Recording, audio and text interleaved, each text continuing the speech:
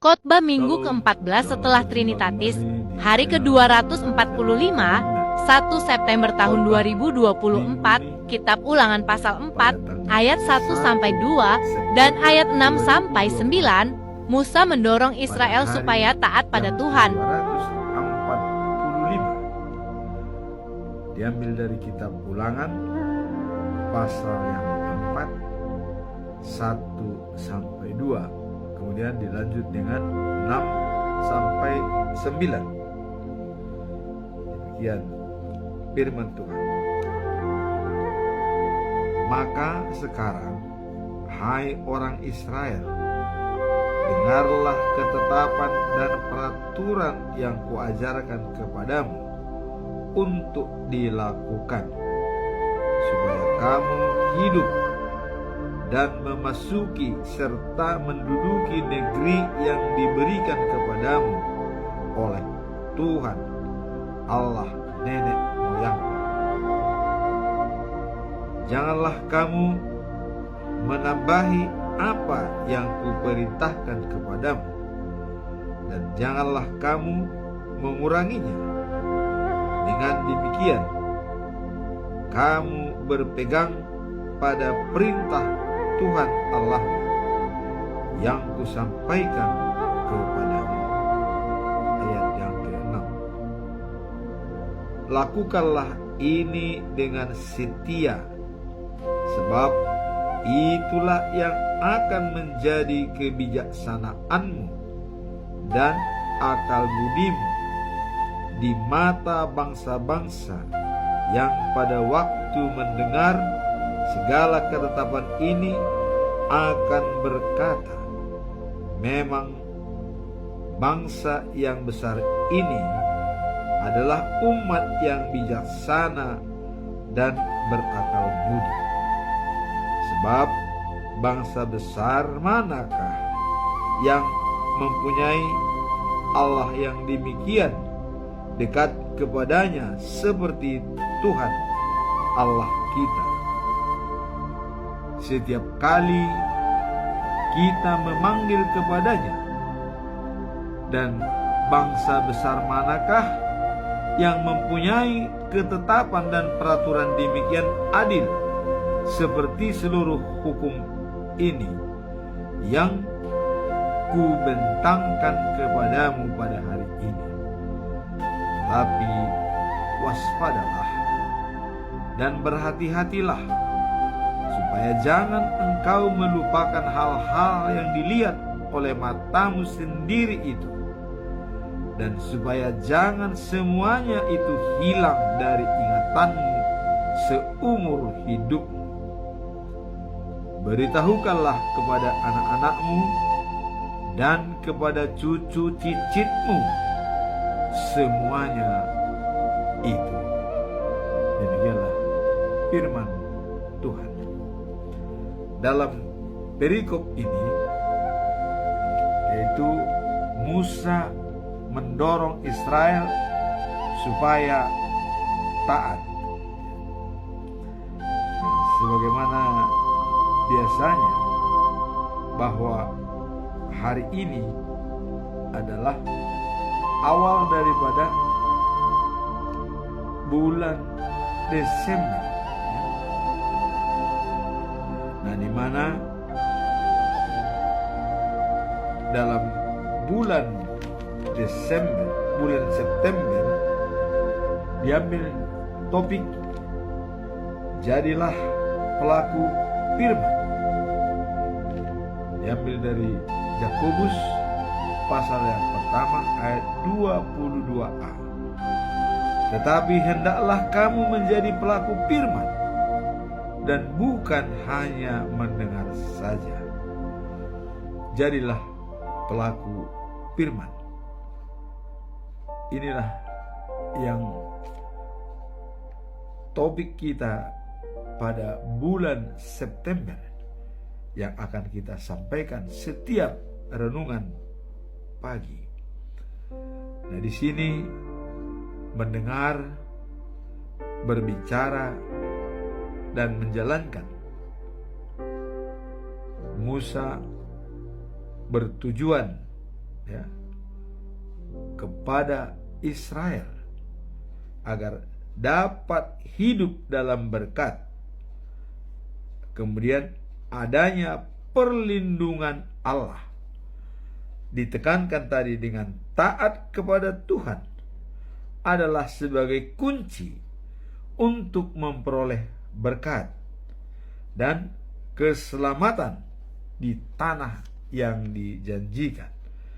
Jadi ada ketaatan, dan hendaklah kamu menjadi pelaku firman dengan taat kepada Tuhan dan mengikuti perintah-perintahnya. Dan taat kepada Tuhan adalah kunci sebagai untuk memperoleh berkat.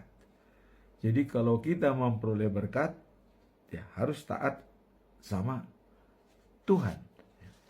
Nah, di sini diminta adanya konsistensi dan komitmen untuk selalu setia dan taat kepada Tuhan. Ya. Nah, kalau kita melihat di dalam kitab Yohanes, ya, pasal 6 ayat 35, Yesus pernah berkata, "Akulah roti hidup. Datanglah kepadaku, tidak akan lapar. Percaya kepadaku, tidak akan haus." Nah, jadi di sini taat dan percaya kepada hukum Tuhan, Yesus mengatakan tidak akan lapar dan tidak akan kehausan. Artinya yang haus di sini apa? Rohani kita, ya. Rohani yang ditolong, tidak akan kelaparan, tidak akan kehausan. Nah, tadi kalau kita lihat tadi seperti, ya, di ayat 9, ya, agar mereka tidak melupakan perbuatan Tuhan yang besar. Ini merupakan suatu himbauan dari Tuhan bahwa mereka tidak melupakan perbuatan yang besar, di mana pernyataan ini sangat penting untuk membangun iman dan ketahanan spiritualitas di kalangan, ya, umat Israel, agar mereka tetap setia pada Tuhan sepanjang masa. Ya. Nah, kita lihat kesetiaan kepada Tuhan siapa? Yang sangat setia kepada Tuhan dan melakukan firman-Nya. Contoh seperti Daud, ya. Dan paling awal adalah Nuh, manusia yang sangat dipercaya oleh Tuhan dan dia setia kepada Tuhan.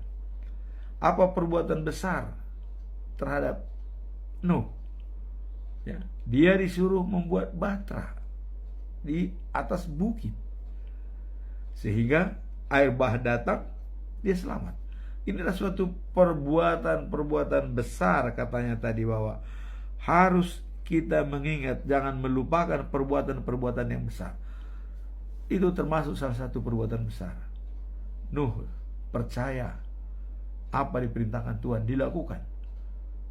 Pada kenyataannya hanya Nuh yang selamat dari manusia beribu-ribu di dunia ini dengan kedatangan air bah, ya.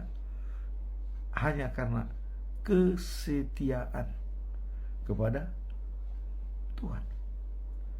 Nah, kemudian Musa dalam membawa bangsa Israel dari Mesir, ya, menuju tanah Kanaan, walaupun Musa tidak sampai ke tanah Kanaan, tapi kesetiaannya kepada Tuhan boleh dikatakan sangat-sangat baik. Ya. Setiap dihadapi permasalahan, Tuhan ikut campur tangan sepanjang Musa memohon kepada Tuhan. Ya, contoh waktu di Laut Tengah, ya, di Laut Merah, ya, bahwa Tuhan menolong bangsa Israel yang dikejar oleh Raja Firaun. Sudah kepepet nih. Bagaimana caranya? Dia mau menyeberangi lautan, baru bisa menuju tempat yang akan dituju. Akhirnya Tuhan memerintahkan kepada Musa, ambil tongkatmu Musa dan bentangkan di atas laut. Sehingga begitu dibentangkan Musa, laut terbelah dan dasar laut menjadi jalan bagi bangsa Israel untuk sampai menyeberang ke sebelah. Ini suatu perbuatan yang besar. Jadi dengan demikian, ya, perbuatan besar pertama tadi adalah bahtera, ya, yang Nuh membuatnya di gunung sehingga menyelamatkan dia dan keluarganya. Dan kemudian Musa dipilih oleh Allah berangkat dari Mesir. Dituntun adanya kesetiaan daripada semua orang yang menjadi umat Allah. Nah, kemudian tadi dikatakan bahwa kita lihat kesetiaan itu, ya, dibuktikan oleh Nuh, ya, dan juga Daud juga sangat setia kepada Tuhan sehingga dia diberkati menjadi raja, ya, dan bahkan dari keturunannya lah raja dari segala raja, yaitu Yesus. Nah, sekarang kita melihat firman Tuhan, ya, di dalam Ulangan pasal 4 ayat 1-9. Apa tujuan Musa, ya, dalam mengatakan bahwa Musa mendorong Israel supaya taat?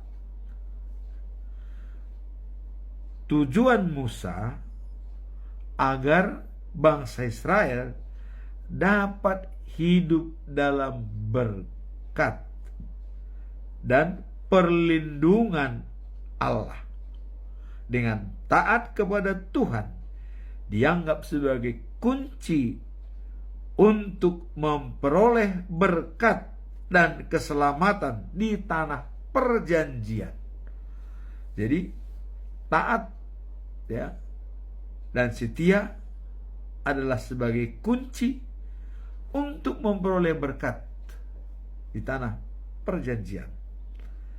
Nah, kemudian dalam ayat 1 dan 2, ya, pasal 4, Musa mengingatkan Israel agar mendengarkan ketetapan dan peraturan Tuhan yang diberikan, hukum-hukumnya, ya, serta tidak menambah atau mengurangi apa yang telah ditetapkan. Jadi harus apa yang disampaikan oleh Tuhan waktu Musa menerima firman Tuhan atau hukum Tuhan di Gunung Sinai tidak boleh ditambah dan tidak boleh dikurangi. Itulah, ya, firman Tuhan yang menjadi ketetapan, ya, dan sebagai peraturan yang diberikan, ya, oleh Tuhan Allah, serta tidak menambah dan tidak mengurangi apa yang telah ditetapkan. Nah, kemudian dalam ayat 6, ya, mereka diingatkan bahwa keberhasilan dan kebijaksanaan mereka, ya, di mata bangsa-bangsa lain bergantung pada ketaatan mereka terhadap perintah Tuhan. Nah, jadi menekankan di dalam pasal 4 ayat 6, mereka diingatkan bahwa keberhasilan dan kebijaksanaan mereka di mata bangsa-bangsa lain bergantung pada ketaatan mereka terhadap perintah Tuhan. Jadi bagaimana supaya mereka terpandang kepada bangsa-bangsa lain, ya, bisa merupakan terhormat, tergantung ketaatan mereka kepada Tuhan. Ya. Jadi mereka mematuhi dan mentaati apa yang diperintahkan oleh Tuhan. Itulah penjelasan daripada ayat yang ke-6. Nah, kemudian Musa menekankan pentingnya, ya, mengajarkan generasi berikutnya, ya, tentang, ya, pengalaman mereka di masa lalu dan kebaikan Tuhan. Jadi pengalaman masa lalu, kebaikan Tuhan itu perlu disampaikan dari generasi ke generasi, supaya ketaatan itu menjadi yang paling utama sebagai kunci daripada keberhasilan menerima berkat tadi. Nah, seperti ayat yang ke-9, ya, dikatakan agar mereka tidak melupakan perbuatan yang besar. Ya. Apa itu perbuatan Tuhan yang besar? Tadi kita lihat contoh seperti Nabi Nuh, ya. Itu merupakan perbuatan yang paling besar, menghukum seluruh manusia dan hanya satu orang yang hidup berikut anak-anaknya, yaitu Nabi Nuh, ya. Nah, kemudian pengajaran ini sangat penting untuk membangun, ya, iman dan ketahanan spiritual di kalangan umat Israel. Jadi pengajaran tidak melupakan perbuatan Tuhan yang besar adalah untuk, ya, pengajaran yang sangat penting untuk membangun iman dan ketahanan spiritual di kalangan umat Israel, agar mereka tetap setia pada Tuhan sepanjang zaman. Ya, mereka setia kepada Tuhan. Nah,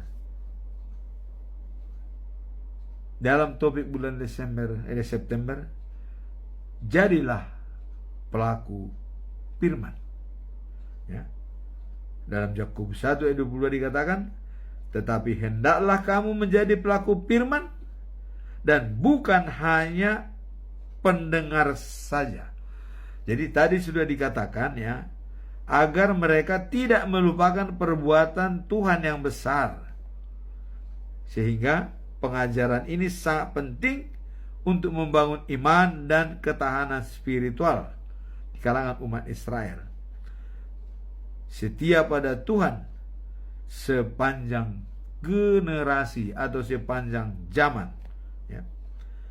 Nah, jadilah pelaku firman. Dan itu harus juga diwariskan kepada cucu-cucunya kita.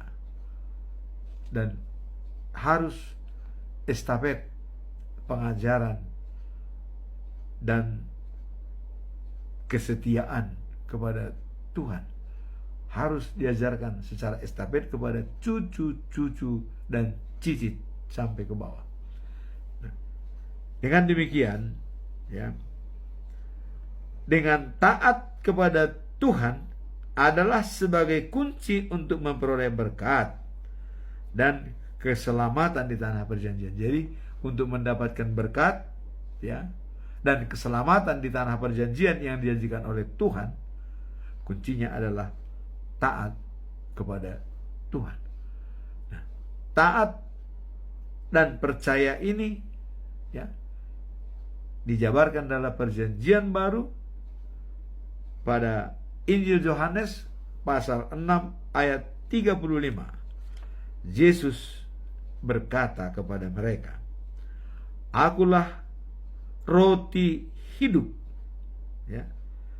Dan percaya kepadaku tidak akan lapar. Setia kepadaku tidak akan kehausan. Jadi ini dikatakan dalam Injil Yohanes ya. Yesus berkata, "Akulah roti hidup. Datanglah kepadaku, tidak akan lapar. Percaya kepadaku, tidak akan haus lagi." Kenapa sampai kesetiaan dan kepercayaan itu digambarkan sebagai menjaga kelaparan dan kehausan? Karena kelaparan dan makan dan minum adalah merupakan sumber primer kepada manusia. Tanpa ada sumber primer ya, makan dan minum, saya kira manusia tidak bisa akan bertahan hidup. Itulah maka dinyatakan oleh Yesus, "Akulah roti hidup. Datang kepadaku tidak akan lapar. Percaya kepadaku tidak akan haus." Haus dan lapar ini adalah digambarkan kepada rohani kita. Jadi kalau rohani kita sudah tidak haus dan tidak lapar, tentu itu sudah berada pada ya keselamatan kekal dan sejati. Nah, kemudian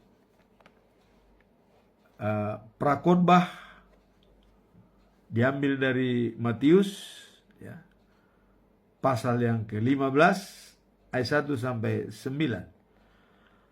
Apakah makna pasal 15 ayat 1 sampai 9 tentang adat istiadat nenek moyang? Yesus menekankan pentingnya ketaatan pada Allah ya, di atas daripada adat istiadat nenek moyang. Jadi jangan sampai kita ya melupakan Allah hanya karena adat istiadat nenek moyang. Ya, jangan sampai melupakan Allah. Atau kita menyadakan suatu hukum Tuhan ya untuk mengikuti adat istiadat ya, sehingga hukum Tuhan yang utama itu bisa terlupakan ya, atau hukum Tuhan yang kedua ya juga bisa dilupakan. Nah, seperti contoh ini ya, ada pengajaran ya, tradisi ya, bertentangan dengan perintah Allah ya. Jadi perintah utama dari Allah harus menghormati orang tua. Nah, dalam pengajaran ini kita diajak untuk merenungkan hati ya, dan motivasi kita dalam beribadah, serta agar tradisi ya yang kita pegang tidak menggeser atau merendahkan firman dan perintah Allah, yang perintah Tuhan di paling utama ya. Nah, jadi yang paling utama itu pertama, kasihanilah Tuhan Allahmu ya dari segenap jiwamu, dari segenap hatimu, dan dari segenap kekuatanmu. Nah kemudian ya, kasihanilah sesamamu manusia seperti dirimu sendiri. Nah kemudian ada perintah yang utama, hormatilah orang tuamu bila engkau menjadi panjang umur di tanah yang diberikan oleh Tuhan kepadamu. Hormati orang tua. Namun Yesus menegur kaum Farisi karena ada istilah ya, kalau tadinya persembahan itu diserahkan kepada orang tua, tapi dialihkan persembahan itu kepada Tuhan, seolah-olah dia melupakan orang tua. Disinilah dikatakan jangan sampai tradisi ya merubah firman Tuhan. Karena firman Tuhan sudah mengatakan, hormatilah ayah ibumu supaya panjang umurmu di tanah yang diberikan Tuhan kepadamu. Tapi menganggap tidak perlu lagi menghormati orang tua apabila kita sudah mempersembahkan ya kepada Tuhan seperti korban bakaran atau persembahan untuk Tuhan. Nah, ini tidak boleh. Jadi hukum Tuhan yang hormat kepada dikatakan kepada orang tua ini juga harus dijalankan. Jadi tidak bisa melangkahi. Nah, inilah maksudnya ya. Jadi dalam perikop ini ya, firman Tuhan ya dibuat paling utama, artinya diutamakan ya. Jadi dalam pengajaran ini kita diajak untuk merenungkan hati dan ya motivasi kita dalam beribadah. Jadi merenungkan hati dan motivasi dalam beribadah, serta ya agar tradisi kita dalam beribadah ya yang kita pegang tidak menggeser ya atau merendahkan firman dan perintah Allah. Perintah Tuhan ya dibuat paling utama. Jadi perintah Tuhan itulah yang bisa mengkeep semua tradisi-tradisi daripada manusia di dunia ini. Nah, kemudian dalam Matius 10 ayat 3 ya dikatakan, jawab Yesus, mengapa kamu ya menggeser atau melanggar sabat Allah karena ada istiadat nenek moyangmu? Jadi mengapa kalian melanggar perintah Allah hanya karena mau mengikuti adat istiadat nenek moyangmu? Jadi melanggar perintah Allah mengikuti adat istiadat nenek moyang. Nah, seperti tadi ya, harusnya diserahkan kepada orang tua, tapi itu dipersembahkan kepada Tuhan sehingga dia tidak mentaati perintah Tuhan. Nah, inilah kadang-kadang ya peraturan-peraturan tradisi itu jangan sampai menghilangkan perintah Tuhan. Harus sinkron. Nah, kemudian dikatakan di sini bahwa percuma menyembah Allah ya bila, nah ini ada dikatakan bila ya bahwa kita tidak sungguh-sungguh ya atau menduakan Allah. Kita menyembah Allah dan kita juga menyembah berhala. Dari sini dikatakan percuma. Ya. Harus fokus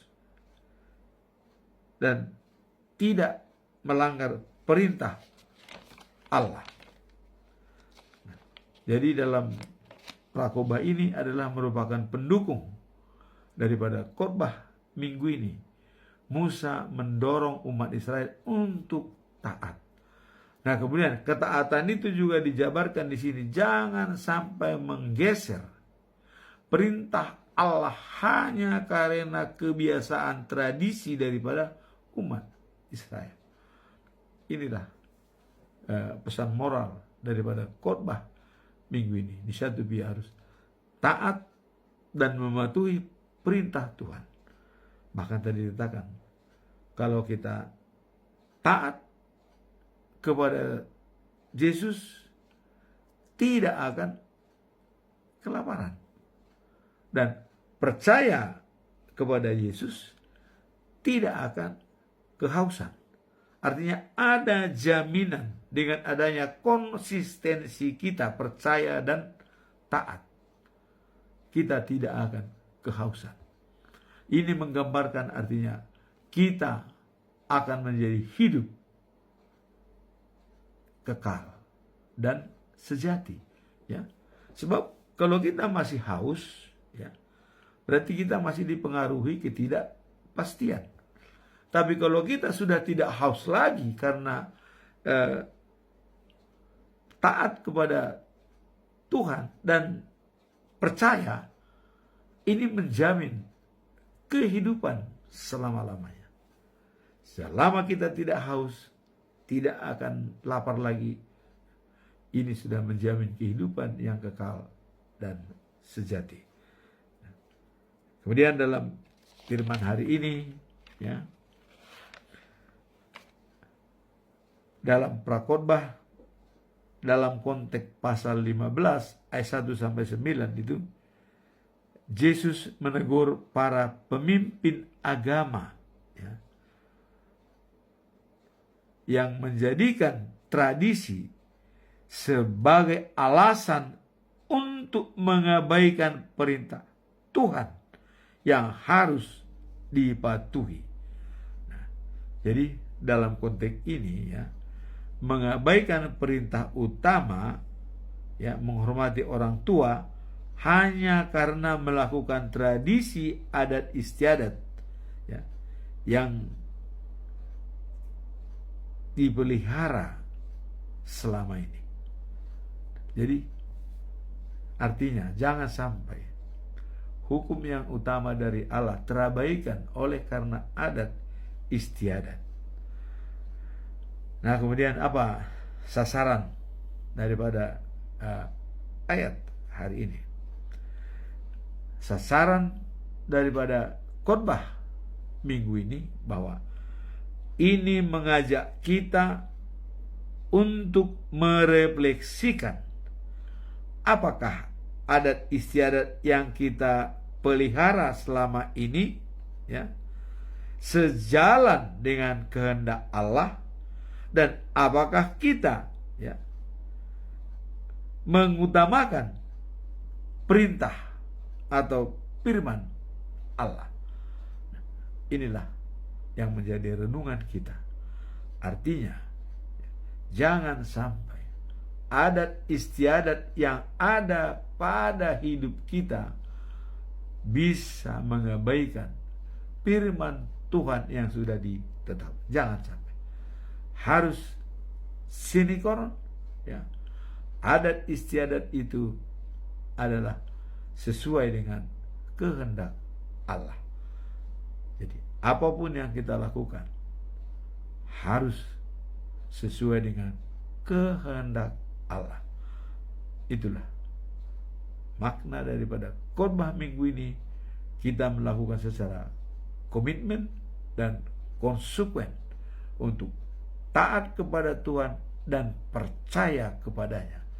Itulah sebagai kunci untuk menerima berkat di tanah perjanjian yang ditempati oleh bangsa Israel, atau yang kita tempati ini. Dan ini berhubungan dengan hidup kita sehari-hari. Bagaimana kehidupan kita sehari-hari? Apakah kita masih taat? Apakah kita percaya? Kalau kita taat dan percaya, berarti kita masih berhikmat, ya. Karena hikmat itu adalah anugerah dari Tuhan Allah. Nah, jadi sasaran kita pada hari ini adalah jangan sampai tradisi-tradisi yang dimiliki atau yang kita lakukan menghambat untuk mematuhi perintah-perintah Allah. Itulah firman Tuhan pada hari ini. Semoga apa yang kita dapat bisa mencerahkan iman kita dan kebenaran firman Tuhan. Amin. Tuhan memberkati kita.